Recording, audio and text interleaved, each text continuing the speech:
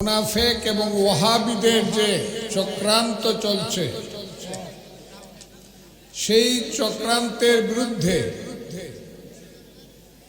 প্রধান যে ব্যক্তি আমার অত্যন্ত শ্রদ্ধেয়, যিনি আজকের না শুধু বাংলাদেশকে যিনি আমার নবীর পথে পরিচালনা করছেন, এখন সমস্ত অন্ধকারকে দূরীভূত করে যিনি এই দেশকে আলোর পথে নিয়ে যাচ্ছেন, ধর্মের পথে নিয়ে যাচ্ছেন এবং একমাত্র বলিষ্ঠ কণ্ঠে যিনি ওয়াহাবিদেরকে প্রতিহত করছেন, সেই মানুষটিকে দেখার জন্য, উনার সান্নিধ্য পাওয়ার জন্য, সেই মহান ব্যক্তির সান্নিধ্য পাওয়ার জন্য কিন্তু আমি এখানে এসেছি। উনার নাম পীরে কামেল মুফতি মাওলানা গিয়াসউদ্দিন আহমদ তাহেরি।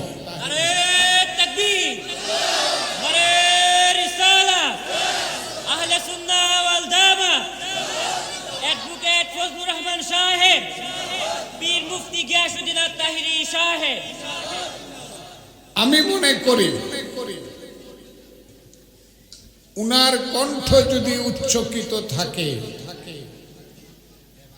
তাইলে বাংলাদেশে কোনোদিন সুন্নিয়াতের পরাজয় হবে না। কারণ একটা স্কুলে যখন আপনি লেখাপড়া করতে যাবেন,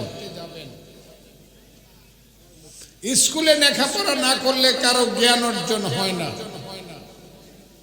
সেই জ্ঞান অর্জনের জন্য যিনি আপনাকে শিক্ষা দিবেন ক্লাস 1 থেকে 5 পর্যন্ত, তিনি আপনার শিক্ষক। শিক্ষক না থাকলে যেমন ছাত্র হয় না, শিক্ষকের জ্ঞান গ্রহণ না করলে যেমন করে ভালো ছাত্র হয় না, মুর্শিদের জ্ঞান ছাড়া আল্লাহকে পাওয়া যায় না, নবীকে পাওয়া যায়। ক্লাস করতে হবে, শিক্ষক লাগবে, খুব ক্লিয়ার। এই যে শরীয়ত, তরিকত, মারফত, হাকিকত না দেখে বিশ্বাস করার যে ঈমান, সেই ঈমানকে যদি জীবিত রাখতে হয় এবং আরো শক্তিশালী করতে হয়,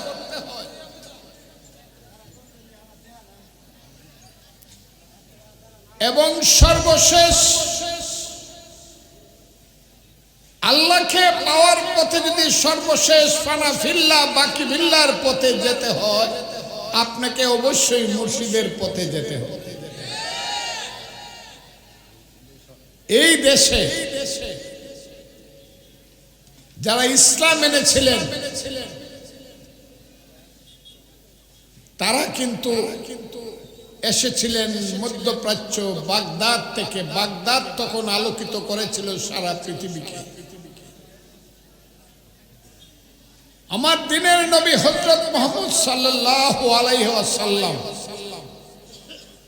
যার নাম শুনলে আমার শরীর শিহরিত হয়। কারণ where there is no Muhammad, there is no Islam। যারা বলে মুহাম্মদ, হযরত মুহাম্মদ আমাদের বড় ভাই, আমি তাদেরকে বলি তারা অন্ধ, তারা কাফের। হযরত মুহাম্মদ সাল্লাল্লাহু আলাইহি সাল্লাম পৃথিবীর 100 মানুষের নাম লিখেছে মিস্টার হিকি, যিনি একজন খ্রিস্টান। তিনি বলেছেন Muhammad is the great among all the greatest personality in the world. হযরত মুহাম্মদ সাল্লাল্লাহু আলাইহি সাল্লাম সম্পর্কে বলেছে, মুহাম্মদ পৃথিবীতে যত মহান ব্যক্তি জন্মগ্রহণ করেছে তার মধ্যে উনি হলেন মহত্তম একজন খ্রিস্টানের কথা আমি বলছি 100 মানুষের মধ্যে। সেই হযরত মুহাম্মদ সাল্লাল্লাহু আলাইহি সাল্লামকে যারা বড় ভাই বলে ইসলামকে ছোট করছে, কোরআনকে ছোট করছে, আমার পবিত্র কোরআনের যে ধর্মগ্রন্থ, আমি একজন উম্মি মানুষ, আমি যখন ক্লাস 6-এ পড়ি আমি 30 পারা কোরআন শরীফ পড়েছিলাম, পবিত্র কোরআন শরীফ, কিন্তু অর্থ বুঝতাম না। কিন্তু আমি এখন যখন পরবর্তী সময়ে আমি যখন বুঝতে পারলাম যে আমাকে অর্থ বুঝতে হবে, ইসলাম এত মহান, শ্রেষ্ঠতম ধর্ম পৃথিবীর এবং সর্বশেষ ধর্ম, এরপরে আর কোনো নবী আসবে না, ধর্ম আসবে না। সেই ইসলামের প্রধান যে কনস্টিটিউশন, সংবিধান, পৃথিবীর সংবিধান, সেই কোরআন শরীফ যখন নাজিল হয়েছিল 610 খ্রিস্টাব্দে হেরাত পর্বতের গুহায় জিব্রাইলের মাধ্যমে যখন ওহী এসেছিল, ইকরা বিস্মে রাব্বিকা আল্লাযী খালাক, খালাকনাল ইনসানা মিন আলাক, ইকরা ওয়া রাব্বুকা আকরামুল্লাযী আল্লামা বিল কালাম, আল্লামা ইনসানা মা লাম ইয়ালাম। এরপর থেকে পবিত্র কোরআনের প্রত্যেকটি বাণী, প্রত্যেকটি সূরা এই পৃথিবীর তৎকালীন সময়ের সঙ্গে এবং আজকে পর্যন্ত এই কোরআন হলো ধর্মগ্রন্থের মধ্যে শ্রেষ্ঠতম ধর্মগ্রন্থ এই পৃথিবীতে। এবং তারই আমি খুব ক্লিয়ারলি বলতে চাই, যারা নবীকে বড় ভাই বলে ছোট করতে চায়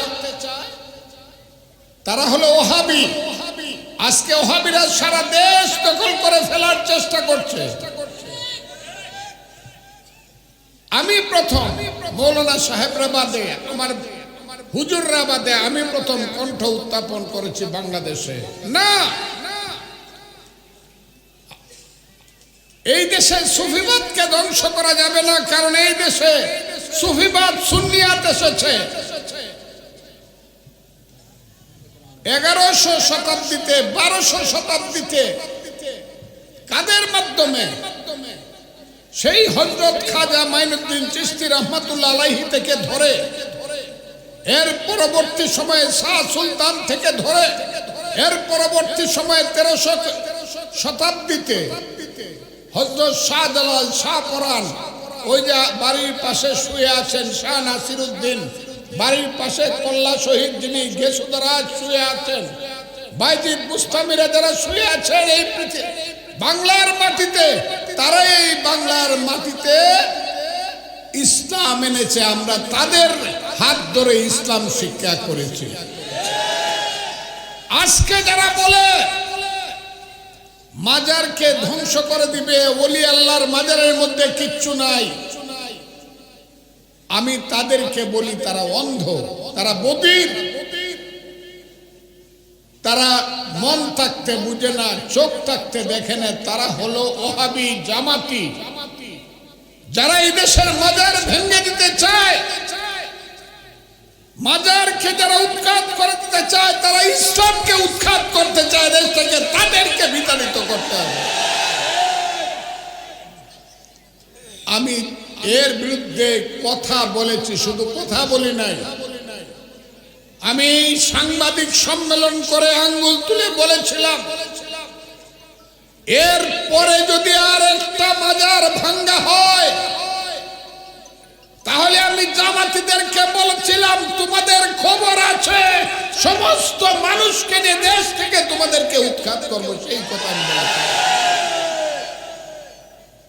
কারণ ওলিয়া উলিয়া গাউস কুতুব দরবেশরা হইল আমার দিনের নবী হযরত মুহাম্মদ সাল্লাল্লাহু আলাইহি সাল্লামের অধস্তন, তারা নবীর পথেই তারা আমাদেরকে নিয়ে যাচ্ছেন এবং গেছেন এবং এখনো যাচ্ছেন।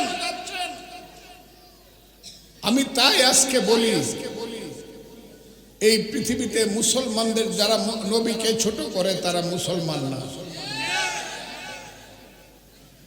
এই পৃথিবীতে খুব ক্লিয়ারলি বলি, আমার কাছে সবচেয়ে প্রিয় জিনিস হলো, প্রিয় কবিতার নাম হলো ইয়া নবী সালামু আলাইকা সালাওয়াতুল্লাহ আলাইকা।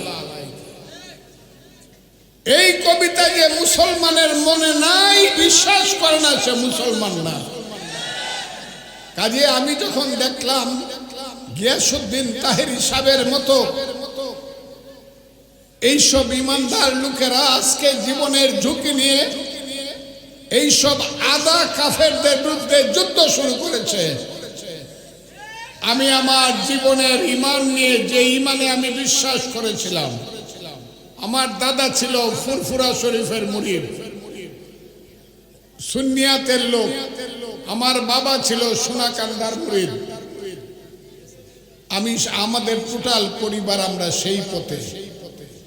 আমি আপনাদেরকে আহ্বান করব, জনাব গিয়াসউদ্দিন তাহেরি সাহেব, যিনি আমার সবচেয়ে প্রিয় ব্যক্তি, এখন সবচেয়ে প্রিয় ব্যক্তি, আমি বললাম ওনার ওয়াজ শুনলে আমি কান পেতে থাকি। উনি এসেছেন, ওনার সামনে বেশি কথা বলবো না, তবে একটা কথা বলি, ওনারা যে সংগ্রামটা আজকে করতেছে, জীবন মৃত্যুর মুখোমুখি দাঁড়িয়ে আল্লাহকে স্মরণ করে, নবীকে যারা ছোট করে, তাদের বিরুদ্ধে যারা সংগ্রামটা করতেছেন, আমি তাদের সাথে আছি এবং চিরদিন তাদের সাথে থাকবো, চিরদিন তাদের সাথে থাকবো। আমি একদিন রাজনীতি ছেড়েও দিতে পারি, আমার বয়স হলে আমি একদিন রাজনীতি ছেড়ে দিব, কিন্তু আমি কোনোদিন আহলে সুন্নাতুল জামাত সুফিবাদের পথ ছাড়ব না। আমি মৃত্যু পর্যন্ত এই করে থাকব।